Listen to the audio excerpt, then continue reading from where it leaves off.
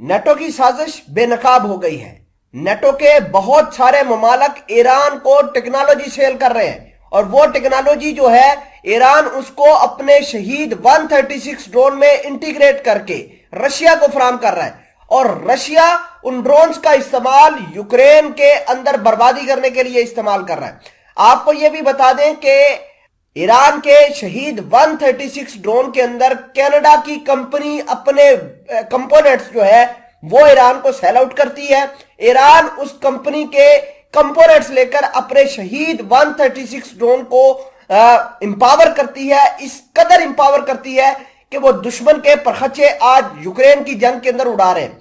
आपको यह भी बता दें कि यूक्रेन की जंग ने कनाडा को एक्सपोज कर दिया है।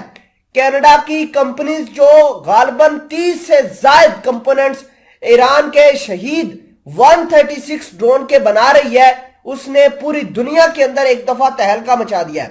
आप अंदाजा कीजिए कि डबल स्टैंडर्ड किसे कहते हैं।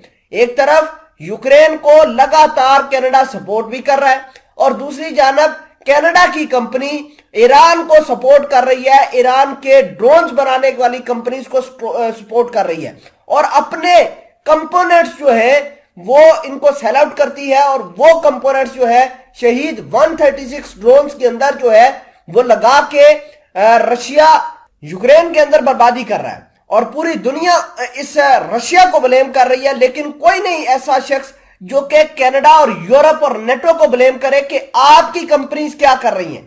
खैर, इस हवाले से कुछ अहम चीजें आपके सामने डिस्कस करते हैं। छोटी सी गुजारिश है कि आप हमारा यूट्यूब चैनल हसना टीवी को सब्सक्राइब करके पास मौजूद घंटी के निशान को दबा लें ताकि लेटेस्ट न्यूज आप तक बर वक्त पहुंचती रहे। बहुत बड़ी और बहुत ही अहम खबर आपके सामने यह है कि ईरान के शहीद 136 को बनाने में यूरोप का बहुत बड़ा हाथ है और ये जितने ज्यादा खतरनाक है आप अंदाजा कीजिए कि यूरोप ने कितने खतरनाक हथियार या कंपोनेंट्स जो है वो ईरान को सेल आउट किए होंगे और ईरान ने उनका इस्तेमाल करते हुए अपने ड्रोन्स कितने लीथल बनाए। इस जंग ने, इस यूक्रेन और रशिया की जंग ने पूरी दुनिया को एक्सपोज किया है। इसे कहते हैं असल डबल स्टैंडर्ड। और हाल फिलहाल के अंदर कनाडा ने तो ईरान की बहुत सारी कंपनीज को बैन किया था और इनकी अपनी कंपनीज ईरान को खुद जाकर हथियार और कंपोनेंट बेच रही हैं, जिसकी वजह से ये तमाम तर मामला पेश आ रहे हैं।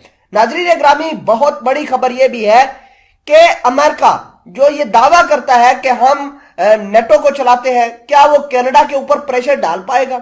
इससे पहले मैंने आपको खबर भी दी थी कि स्वीडन की कंपनी ने भी बहुत सारे वेपन्स जो है वो ईरान को सेल आउट किए हैं, ईरान की कंपनीज को सेल आउट किए हैं और उन कंपोनेंट्स का इस्तेमाल करते हुए ईरान न सिर्फ अपने ड्रोन्स बना रहा है बल्कि अपने जो लीथल हथियार है, लीथल मिसाइल है, उनको भी मैन्युफैक्चर कर रहा है, जिसकी वजह से यूरोप को और ज्यादा टेंशन होगी। इसी वजह से ईरान ये दावा करता है कि उसके पास इतने खतरनाक हथियार मौजूद है जो कि अमेरिका को बर्बाद कर सकते हैं, जो कि मिडिल ईस्ट के अंदर अमेरिका के ठिकानों को तबाह कर सकते हैं, जो कि इजराइल के एक एक ठिकाने को बर्बाद कर सकते हैं। तो अब आपको पता होना चाहिए कि ईरान ये तमाम तर दावे क्यों कर और किसके बलबूते पर करता है।